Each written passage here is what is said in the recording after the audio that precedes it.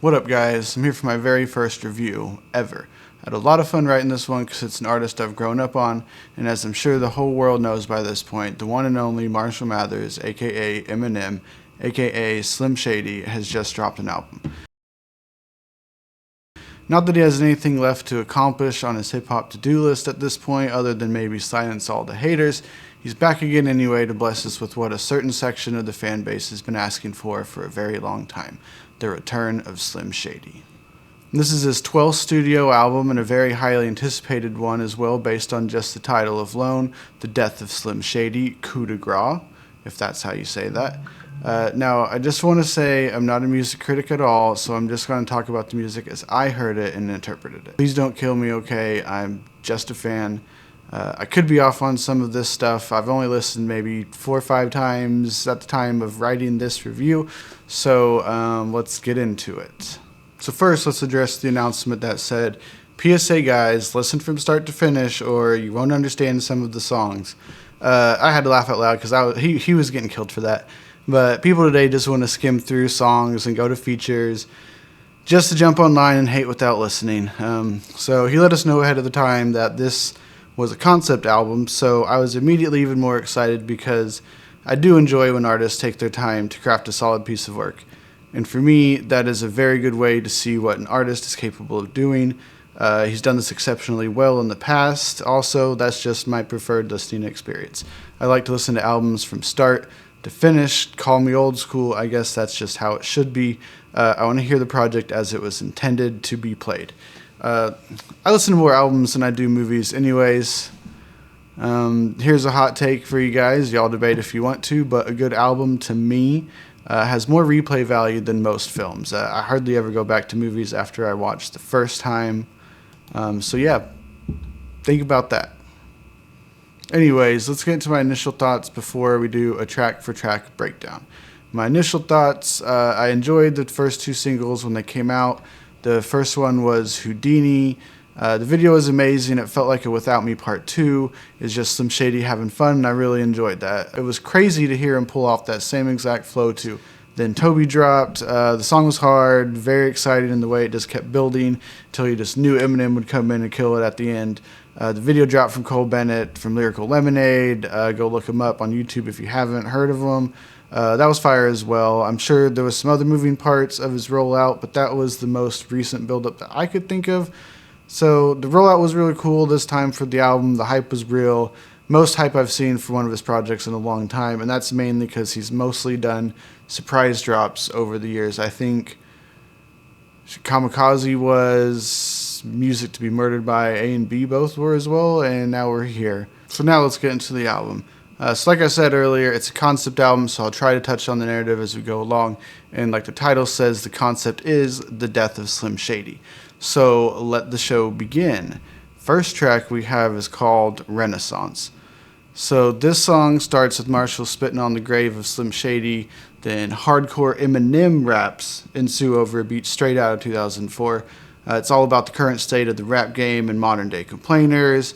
This is the song where all the headlines came from, where he dissed Joyner, he dissed Kendrick's album, blah, blah, blah. Guys, you need to listen, open your ears. It's not what he said, it's not the full context. Real quick song, very nice intro. Let's keep this thing moving. So then we're thrown directly into the second track called Habits. This song starts with Slim Shady abducting Eminem, taping him up and shutting him in the trunk and driving off. Slim Shady's now behind the wheel, and it feels so good to be back, as he says. Shout out White Gold on the hook. They've worked together before on the last few albums. He sings about Marshall always being addicted to entertaining the darker side of his psyche, aka Slim Shady. He goes into the similarities and some of the contradictions, between him and South Park and Dave Chappelle, and he addresses all the claims of misogyny and all that stuff. Some cool flow switches at the end, pretty good banger to get this thing moving, And shout out to his 3 daughters and the 2 that are graduating college. That's just cool. Props to that. Let's see. Next up is a song called Trouble. So Trouble starts with Slim telling Marshall to shut up and drink it. We're gonna get canceled. So Slim's running amok, teasing the shit out of Marshall while doing it. Quick little 40-second bop leading into the next one that's called Brand New Dance. This one's probably my least favorite off the album, but it is hilarious. First off, shout out to Christopher Reeves. It's been a long time with that guy. When it came on, my first thought was, is this from 2004? And sure enough, he later confirms that yes, it was from 2004's Encore. He just didn't release it because guess what? Christopher Reeves died. So the line about flop around like a slab of meat, that killed me because I just love silly wordplay like that. There's not much else here to talk about, really. It's basically a dance song for Christopher Reeves, who is paralyzed, of course. The song ends with an alarm going off and Marshall screaming.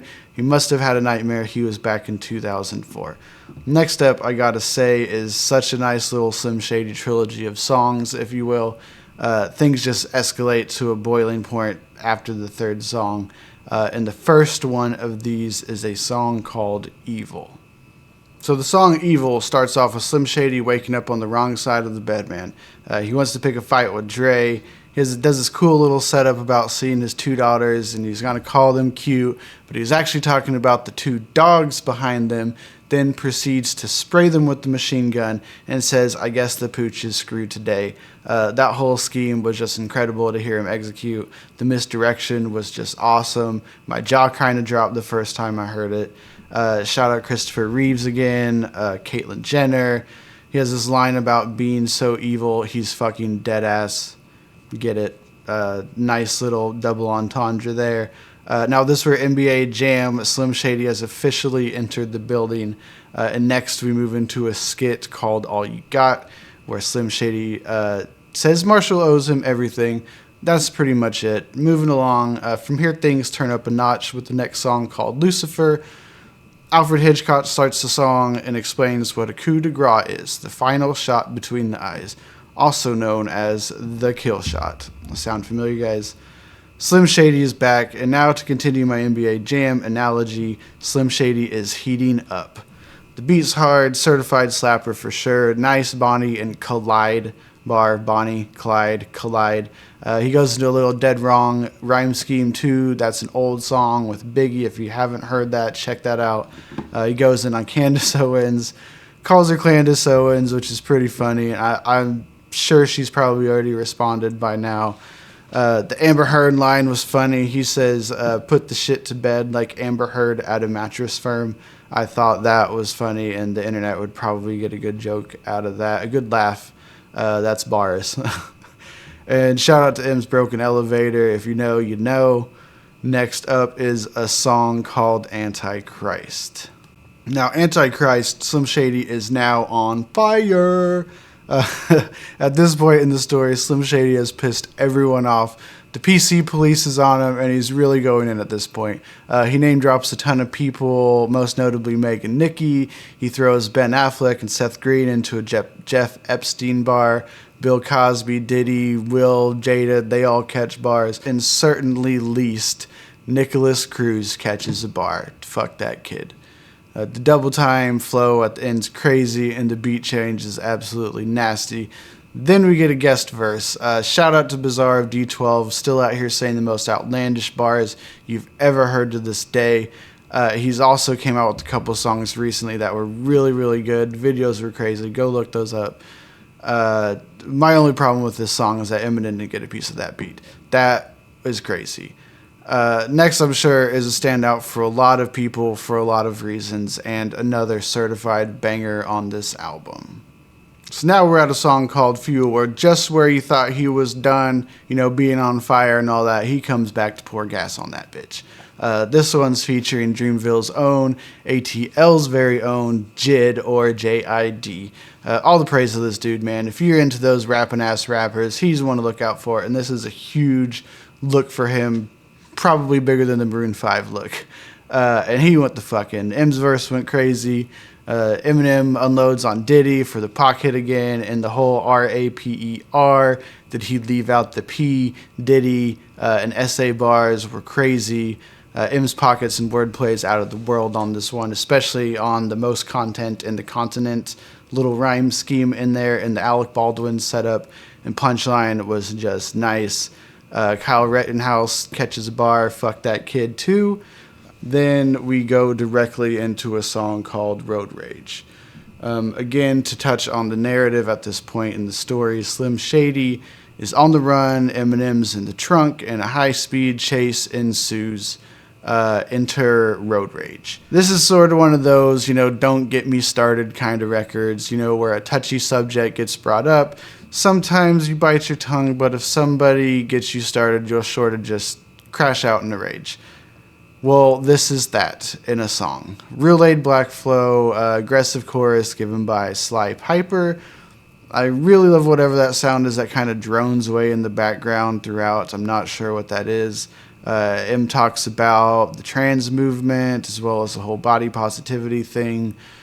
Shout out to Lizzo. Not much for me here content-wise, but not a bad song to vibe to, I suppose. Then we go into a Paul skit, and for those of you who don't know, Paul is his longtime manager. So that gets us into the song called Houdini. So Houdini starts off with the Paul skit. The album's released. Paul hates it. Now most of my understanding of where this lands in the story is kind of informed by the music video. It's like Slim Shady's final plan to take over completely. They're on top of that building and they're fighting. They end up like physically and mentally merging for that third verse. We've all heard it, loved it, seen the video. Let's move on. Next is a breaking news skit. Slim Shady is reveling in all of his destruction. Sort of like the Joker showing Batman that the city's on fire. Guilty Conscience 2 is up next. This is a literal battle of the minds, okay? Slim and Eminem are going back and forth in Marshall's mind. He uses the old Slim Shady verse, which was just crazy to hear, along with his current day voice to get that point across. Pay attention to what voice is saying what. That's important. He addresses the dichotomy between his egos and scrutiny, how his legacy was built. He's pretty much fighting in a way to reclaim his legacy from Slim. Lots of good stuff in here. The last verse is insane. He doubles his voice at the end, and it sounds absolutely menacing. Probably the best part in the track. It's a great sequel to the original. It's the same kind of concept, but different at the same time. It ends with them having a showdown with what appears to be Eminem putting the final bullet into Slim Shady's head while invoking the name of every last rapper he's dissed, ever. He's had enough of Slim Shady, and he's ready to end it. Booyaka, coup de grace, motherfuckers, as he would say in the song. This track ends with Marshall waking up from a dream and calling his manager Paul, thinking everything was a dream. Paul says, fuck you. M laughs. End scene. It was all a dream, or was it? Dun, dun, dun. Now, the way I look at it, you could probably interpret this one of two ways. Slim Shady has indeed been killed, or it was Eminem all along. Sort of like Fight Club. Yeah, sort of like Fight Club. And then I think the next song suggests it's probably the latter. So the next song we got is called Head Honcho. It's another slap, guys. Shout out to Easy Mill, one of Shady Records' newest additions. He's a young, multi-talented Filipino kid. Go check him out. And speaking of Filipino rappers, if you haven't heard of her, go look up Ruby Ibarra. Her name is Ruby, Ibarra. She's a Filipino rapper as well. Really dope. I believe she's from the West Coast. And I think if you've heard of Joey Valance and Bray from that duo is Filipino as well. Go check them out. Anyway, Easy Mill comes in hard halfway through his verse. He switches to some Filipino bars, and that flow is nasty. Then M comes in, and it's clear that whoever's behind the wheel at this point is the big man, the head honcho, if you will. He spits about his come up and how everyone wants him to reinvent the wheel every time he drops. Meanwhile, everyone else praises rappers out here with a tenth of the effort and skill. Solid point. And man, he sounds as hungry as ever on this one. He also plays off Easy Mill's name, does a cool little setup for him, shouts out Jayland Walker from the Akron, Ohio incident, RIP. And at the end, he doubles down on everything he's said. He's back, bitches. Or he never even left. My interpretation at this point in the story is we're now rapping as Eminem, the superior of the two identities. I wondered if he had that old Slim Shady in him, and now he showed and proved. It's been him all along, and to me, it's been clear that he's been holding back for some years now. Casey Anthony catches a bar in there. Fuck Her Too. Solid track, lots of replay value for me. Next, we're moving into Temporary. First of all, warning, tearjerker ahead. How I interpret this song as far as the narrative goes is this is Marshall's goodbye. Traumatized by what he's just endured, he writes a letter to Haley and his other children as well. First off, we hear some tapes of Marshall and Haley that's just too adorable throughout the song. I'm not even going to stay on the song because it's a heavy track. It works on multiple levels too, I think. I do have children. I have lost a parent as well, so I know what that's like. And that Skylar Grey hook is just, it's pretty crushing and beautiful. Like the parents trying to comfort the child from beyond. I've never heard her sound this good. I know a lot of people cringe when they see Skylar Grey on an Eminem project anymore because they just equate ballads with bad. Which, I mean, I kind of get. There's been some that's been hit and miss, but I really like her. But it's an amazing song. I haven't been hit that hard probably since Father Time by Kendrick Lamar. Go check that out if you haven't. You should have already heard that by now. At this point, we're at track 16, which is called Bad One. I could be off on this, but it was a little thing I noticed as M was rapping. If you listen close enough, it's almost like the Slim Shady character is doing the ad-libs for him now on this song. Just something neat I noticed. I could be wrong on that. White Gold on the hook again. It's bouncing beat. He's back to talking his shit, and no one can stop him from the path that he's on. He has a line about how rich he is. His money's long, like Tony Stark. That's how much I earn, man. I earn, man. Get it? He rhymes miniature golf with men to jerk off. That was funny. He sends shots to the corny white rapper community. Thanks for that. Saying he's turned his back on his race like Candace Owens did. Shout outs to her again. He has a bar about not having to say shit like Andre 3000 with the flute. If you know, you know. Andre, please drop an album. He sends more shouts at Puffy for blowing up Kid Cudi's car. Like I said, he's basically never gonna stop, guys. His mission's been accomplished. Slim Shady was always just the scapegoat, and now he's proven that Eminem can talk his shit too, and he always will. He tops it off by sending more shots at MGK, because why not?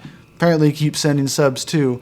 Probably that Detroit song he did with T Grizzly in Detroit. This was a solid track. Not one of my favorites, but that for me concludes the story. The next song kind of serves as the song that rolls during the credits, you know. It's kind of why it sounds so epic and cinematic in the way that the beat builds but never quite crescendos. Just close your eyes and imagine. I'm telling you, it sounds to me like the credits are rolling. That song is called Toby. Now this one dropped and was also followed shortly by a video. We touched on that earlier. This is Eminem putting on for Detroit. It's him accepting and flaunting his legend status with his chest out on top of the mountain, and he does so by setting the record straight on the Melly Mel situation. Basically saying, bitch, you're a legend, so am I. Babytron sets the song off with the now infamous Tobey Maguire got bit by a spider hook. Then he follows up with the witty verse. Big Sean comes in and does his thing and says he's ready to come take the spot from whoever. And he's rapping. Best Sean verse I've heard in a long time. It's great to see because he had a bad trying to drop stuff during the Kendrick beef. I mean, he did a Tiny Desk. He dropped a couple freestyles. He was doing the most. And every time he dropped something, there was Kendrick or there was Drake. So nobody heard about it. Now it's M's verse, and he's ready to stake his claim. He puts the Melly Mel stuff to rest, says he's ready for war with whoever. This one made headlines because he said if he ripped you on a song, you can't be higher on the GOAT list than him. Most of you will probably think Jay-Z on Renegade. If I had to put any kind of narrative spin on this, I would say maybe it just kind of explains some of the supernatural abilities of Slim Shady, you know, being bit by some kind of radioactive goat, I guess. You know, why not? But to me, it really is just the curtain closer, if you will. You know, the song that plays is the credits roll, and you're either sitting there waiting for the post-credits scene or you're walking out of the theater. Then we get the pleasure of hearing longtime fan favorite Ken Kniff. He sings a very nice rendition of Eminem's Houdini. Finally, to the end of the album, we get Jelly Roll assisted song Somebody Save Me. Now, as good as that Jelly Roll song is, you just can't escape it. Plus, it's really not my kind of jam, but this time I guess I'll allow it. I love the way they kind of drowned out the sample to give it that underwater quality. It was really nice, so it works, I guess. This song to me is like an alternate ending after the credits.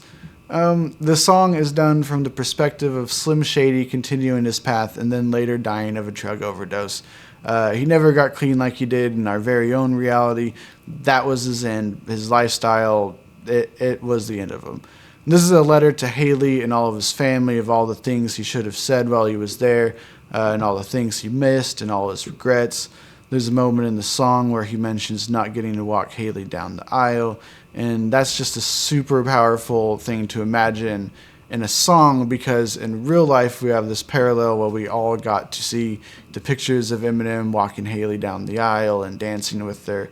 It was just really great to see. So that was cool. Go Marriage Man. I just celebrated my 5 years this weekend. That's why this video is taking so long. But yeah, beautiful song, wonderful way to end the album. The death of Slim Shady. That's what it would have looked like. Okay, so to get to my closing thoughts on the album, to me this felt very much like a horror movie all the way through. It was very cohesive, like a great film, and like I said, I love albums that play from start to finish as a complete thought, so that is great. Not a single song to me felt like he was rapping just to rap. He sounds hungry, sharp, and just as volatile as ever. Regardless of how you feel about the content, it's okay to say you've outgrown it or it's just not your thing at this point. It's fine, guys. You don't have to just go out and hate. It's okay. Say it's not for you. He catches a lot of shit for that, and it's just most people that just don't get it, and that's fine. But to say at this point that this man is not on top of his game lyrically and musically, I just can't entertain you people at this time. This is well executed, and his rapping ability is levels out of this world. I also think that it's safe to say he's been working on this project for a while now. Me personally, I can see the clear path and connection from Music to Be Murdered By side A and B up until this project. It kind of just, I could see him like fleshing out the idea and getting to this album. And what's crazy to me, like if this album came out directly after the Eminem show, the critics would have loved it. If it would have came out directly after Encore, it could have totally revitalized his career and sent him down a different trajectory after what was considered the fall off during Encore. I'm sure it's getting mixed reviews or absolutely bombed right now, but personally, if I had to place it, I'd say this album fits perfectly after Encore, because Encore to me was kind of the end of Slim Shady, that era. Whereas, he did go into addiction and he battled with that and stuff. So if you would have put this at the end after Encore, it could have perfectly ended that Slim Shady timeline in a really cool way, narratively and figuratively. I'm not sure if I'm going to give albums rankings yet or just rank them amongst their own discography or what I want to do.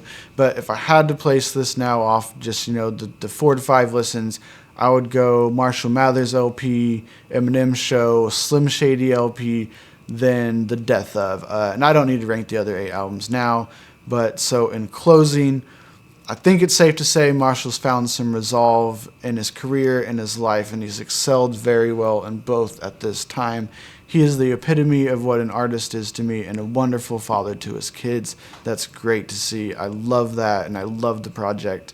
I hope he never stops releasing music, Slim Shady or Eminem. And to listeners out there that just don't like the content but are still real Slim Shady fans or just interested in the quote-unquote death of this legendary name in hip-hop, all you really need from this album is Guilty Conscience 2. That'll give you everything you need to just close the book and move on with this part of your life. I can't wait to see what his next project will be now that he literally put his legacy that has haunted him to rest. Hopefully those stands out there can leave him alone about bringing that old Slim Shady back. Don't forget to like and subscribe, guys, and we'll see you with whatever dope shit comes out next. Hopefully it won't take me as long to put out the next video.